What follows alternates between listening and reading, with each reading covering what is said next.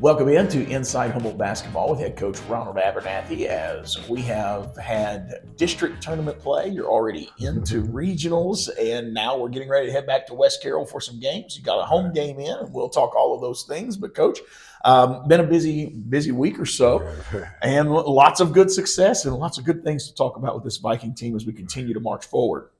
You faced Bradford at West Carroll.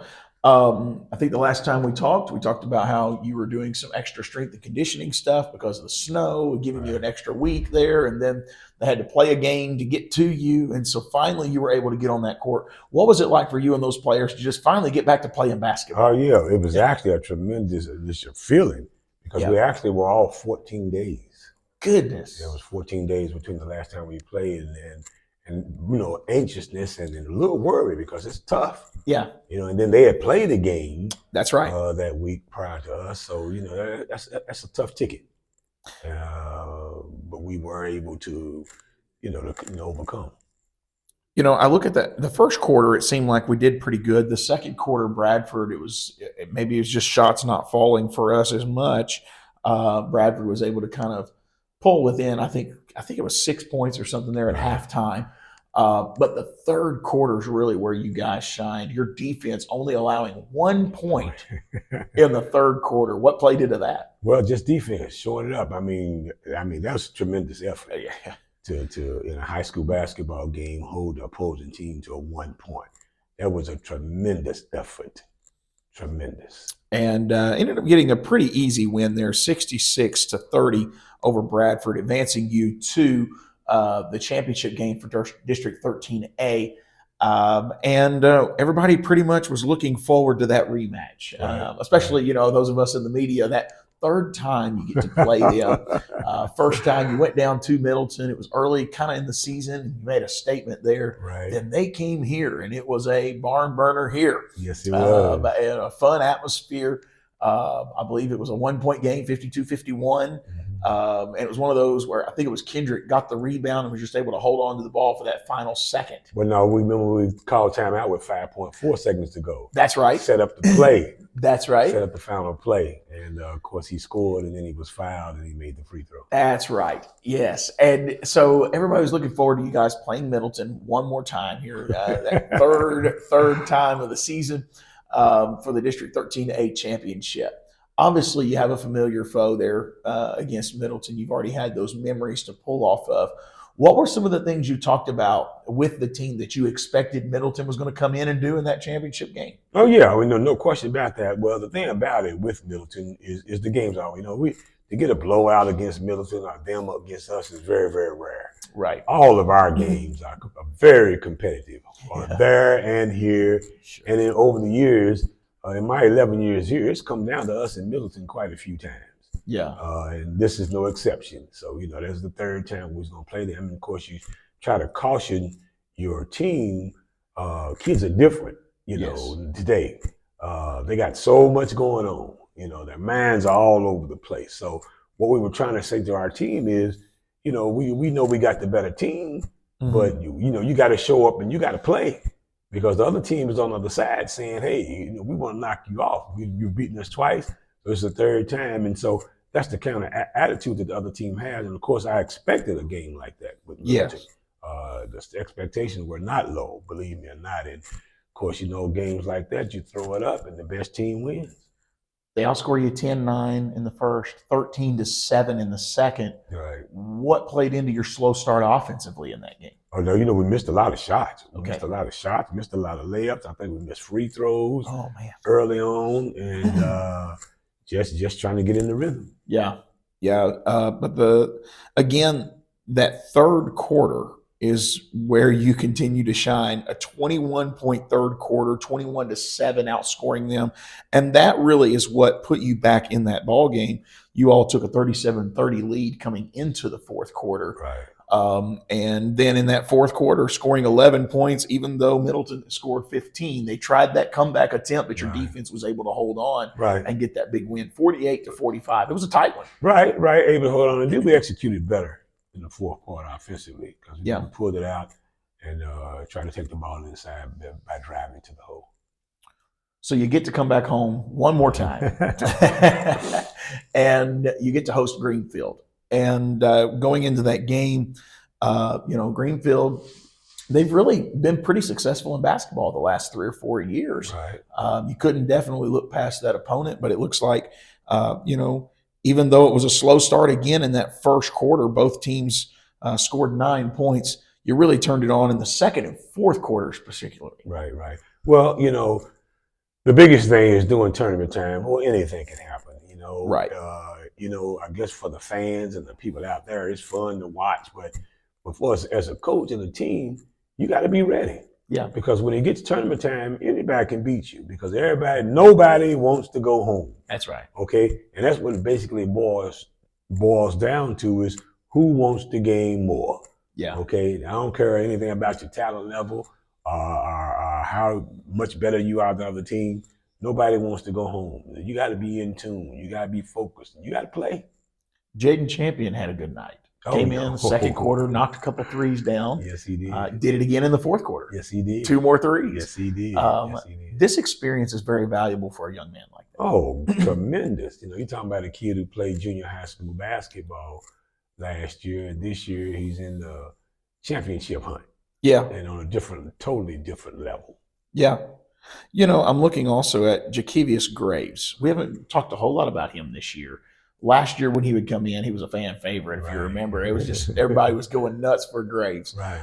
This year, it seems like he's settled in a lot more. Yeah. And he knocked down a couple of threes in the fourth quarter as well. Oh, yeah, he has settled in. He's a junior this year and a lot better.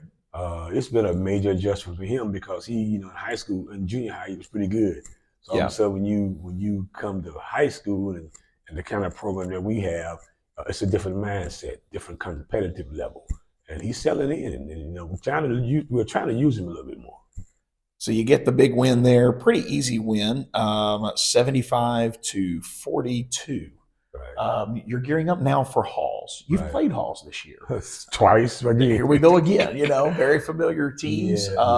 Winner of this game, probably just looking across the bracket, it's going to play Union City, which they would be. You don't think so?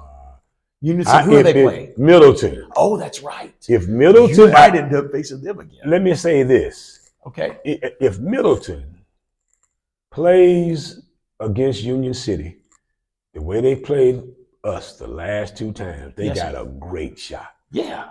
I forgot it was Middleton. Union City was playing. They have a great shot. So you have Union City, Middleton playing, and then you all will face Halls. And the winner of those 2 games will play each other. Yes. And that's going to be some pretty big games there taking place at West Carroll. Real big games. From there, when you play that team, that's the championship of the region. That'd be a championship of the region. Then you have a sub-state. Yeah, we have a sub-state game. And that's probably going to Memphis, right? Or no, not necessarily. If we win the regional championship, the sub-state game will be here at Humboldt. Here. Okay, so you might not have played your last home game. No, and I hope not. I hope not, too. I hope not. I really would like for us to have that sub-state game here. Yes, sir. We haven't had it since 2019.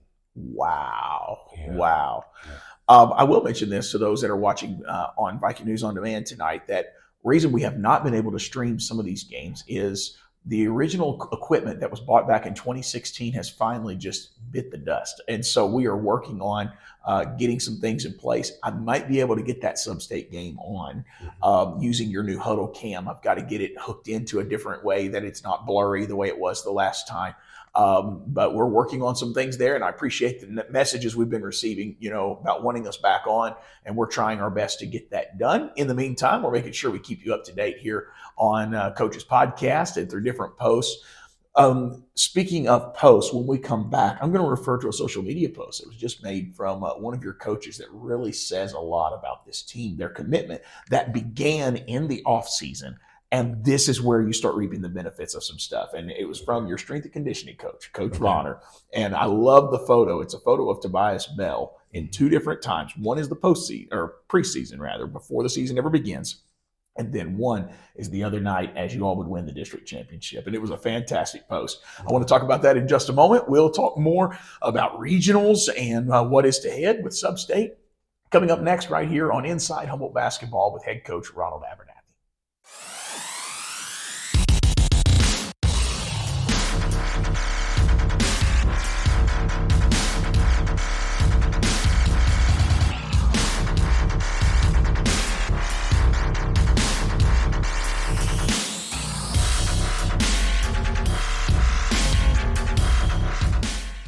Welcome back into Inside Humboldt Basketball with head coach Ronald Abernathy as we continue looking toward the rest of the regional tournament and also hopefully a sub-state appearance.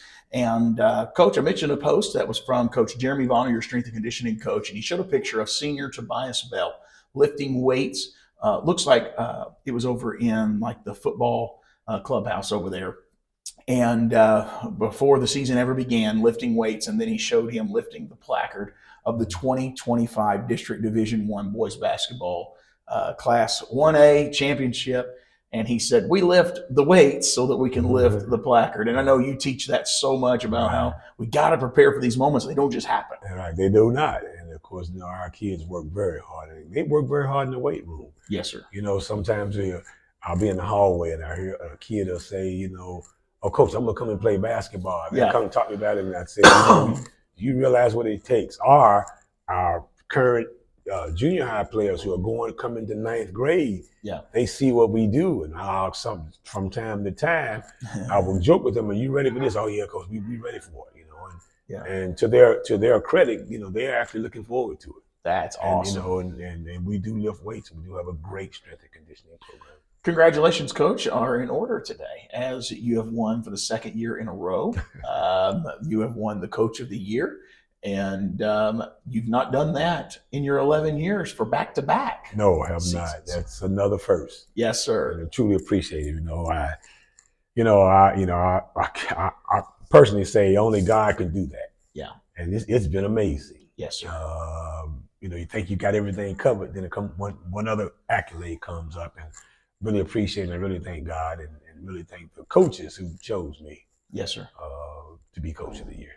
Now, when you went to the Glass House last time, you were also honored there as well. Right. And so why don't you explain to the viewers today the difference? I mean, you can win this accolade, but there's still more that could come. Well, the last time we went, which was 2019, we won. And of course, I was chosen as the TSAA High School Boys Coach of the Year for the entire state. Yeah. Which was a tremendous award. And received all the accolades and everything that went with that. And it was a great, really appreciative. Yeah. This year, I mean, it's been a great year for Humboldt athletics is in general. I know Mr. George Yarbrough was honored as the Athletic Director of the Year as well. Right. And so just a lot of good things that are happening. As you look forward, obviously you're playing halls. We talked about a little bit of this. It could be Union City or Middleton. And yet, do your kids, do you think they go and they watch that game as well? Will you stay and watch that game? Because you're the early game. Yeah. We'll stay and watch a little bit of it. But we're already prepared for either team. Sure. Through previous videos and previous films, and of course, we played Union City, and of course, we definitely have played Middleton, so we're prepared. Yeah. And then sub-state, you say, if you can win the region, you get to play here at home. Right. It's hard to put into words how valuable that is. Oh, tremendous value. I would love to have that sub-state game here. We've been highly successful in our previous sub-state games here at home, which was 2017. Yes. We beat Middleton. All right. In 2017. And then in 2019, we beat Mace here at home in sub-state. Yes. Of course, our other sub-state victory came on the road against Mace in 23. But we would love to have that game, that sub-state game here in Humboldt. Yeah, that game in 23, very few people were giving you a shot in that game, too. That was a very sweet victory. It was very sweet, very, very sweet. Yes, sir. So hopefully we can get those that sub-state game here. And then winner of sub-state heads to Murfreesboro. Yeah, the Murfreesboro. And one more shot at that. And you can play, 2 games there? Or three. Is it 3? Yeah. 2 to get to the championship. That's right. Total of 3 games. So, Coach, I know it's, again, still a little ways away. Yeah. But at the same time, it's getting here fast, and this is what you coach for, to be in the games at this time of the year. Oh, yeah. It's a great feeling.